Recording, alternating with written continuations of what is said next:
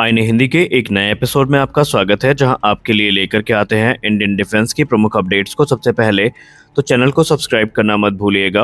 और आज के इस वीडियो में हम बात करने वाले हैं F-21 फाइटर एयरक्राफ्ट के बारे में। जी हाँ, लॉकहीड मार्टिन का F-21 फाइटर एयरक्राफ्ट एक बार फिर से चर्चा का विषय है, क्योंकि इसको लेकर के डिबेट काफी ट्रिगर हुई है, जहां पर अमेरिका के ऑफर का जो ऑपरेशन है वो किया गया है और एक्सपर्ट्स ने अपने ओपिनियन रखे हैं कि कैसे सोचे समझे प्लान के अंतर्गत भारत को ये एयरक्राफ्ट ऑफर किए गए हैं। क्या F-21 का एक एडवांस F-16 होना सिर्फ एक छलावा है, या फिर भारत के लिए ये सिर्फ एक मार्केटिंग स्ट्रेटजी थी जो लॉकहीड मार्टिन के द्वारा प्रस्तुत की गई थी। तो आज के इस वीडियो में हम इसी विषय को डिस्कस करने वाले हैं। दोस्तों, सबसे इंपॉर्टेंट चीज जो आपको लॉकहीड मार्टिन के F-21 के बारे में जाननी चाहिए वो ये है कि F-21 फाइटर एयरक्राफ्ट को लेकर के लॉकहीड मार्टिन ये क्लेम करता है कि इसकी जो अधिकतर टेक्नोलॉजी है उन्होंने अपने 5th जनरेशन फाइटर एयरक्राफ्ट से बोरो करी है, और F-21 फाइटर एयरक्राफ्ट MRFA के अंतर्गत सबसे एडवांस फाइटर एयरक्राफ्ट है, ऐसा क्लेम किया गया है। लॉकहीड मार्टिन ने तो यहाँ तक कहा है कि भारत में इन एयरक्राफ्ट्स के क्योंकि पार्ट्स का निर्माण किया जा रहा है, इसके वजह से अगर भारत इनको सेलेक्ट करता है तो लोकल मैन्युफैक्चरिंग में उनको कोई दिक्कत नहीं होगी। और यही वो पॉइंट है जिसको लेकर के इस एयरक्राफ्ट के समर्थक लगातार ये प्रश्न उठाते रहे हैं कि जब लॉकहीड मार्टिन जैसी कंपनी इतना बड़ा प्रस्ताव दे रही है और एमका जैसे प्रोग्राम में अपना समर्थन देने की बात कर रही है, तो भारत को इससे क्या समस्या है।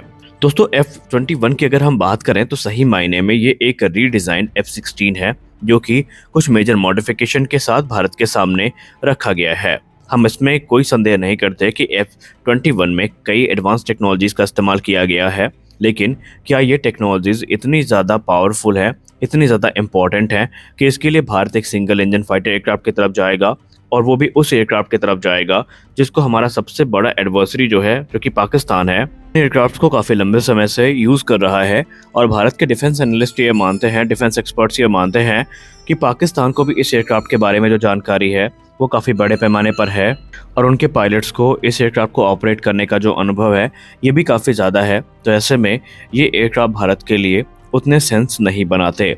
दोस्तों, आपको हम बताते चलें कि F-21 को लेकर के सबसे बड़ा ऑफर जो ये रखा गया है वो ये है कि F-21 को लेकर के ना सिर्फ लॉकहीड मार्टिन भारत में इसकी मैन्युफैक्चरिंग को शुरू कर सकता है, बल्कि भारत का जो 5th generation fighter aircraft programme है, जिसको हम एमका के नाम से जानते हैं, उसको भी समर्थन लॉकहीड मार्टिन के द्वारा मिल सकता है। लेकिन डिबेट का मामला यहाँ पर ये है कि क्या जो प्रस्ताव F-21 को लेकर के सामने रखे गए हैं, इसकी परफॉर्मेंस को लेकर के रखे गए हैं, ये भारत के लिए बेनिफिशियल साबित होंगे।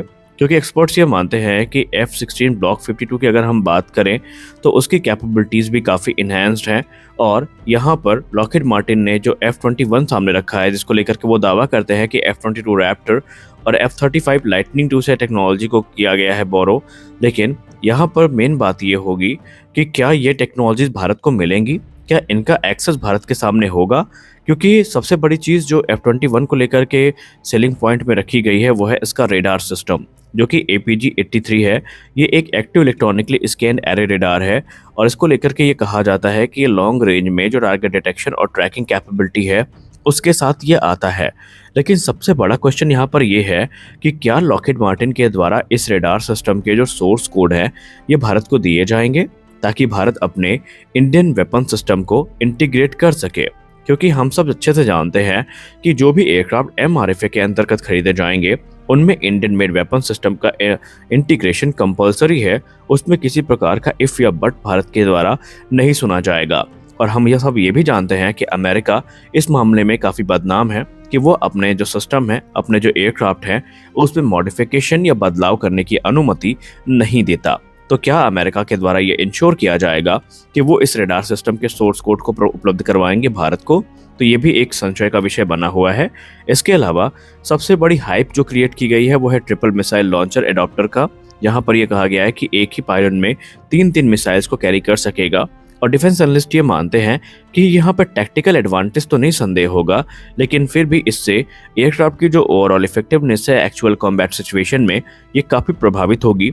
क्योंकि एक ज़्यादा पेलोड के साथ एयरक्राफ्ट की जो मनोवरबिलिटी है, एजिलिटी है, इस पर प्रभाव पड़ेगा। तो यहाँ पर हमें सिर्फ ट्रिपल मिसाइल लॉन्चर एडाप्टर को नहीं देखना चाहिए, और भी क्या क्या बेनिफिट इसके लेने के बाद हमारे पास आ सकते हैं, हमें ये भी देखना पड़ेगा। वहीं कुछ एनालिस्ट इसके ओल्डर एयरफ्रेम को लेकर के चिंतित हैं। उन्होंने कहा भले ही इसमें आपने टेक्नोलॉजीज कितनी एडवांस इंटीग्रेट कर दी हो, लेकिन अभी भी जो एयरफ्रेम की डिज़ाइन है वो 50 साल लगभग पुरानी है और ऐसे में जो इंजन है उनको भी कोई मेजर अपग्रेड नहीं मिला। सेम इंजन हमें देखने को मिलेंगे जो कि F-16 में देखने को मिलते हैं। तो क्या वाकई ये एयरक्राफ्ट एक नेक्स्ट जनरेशन एयरक्राफ्ट की परफॉर्मेंस को डिलीवर कर पाएगा?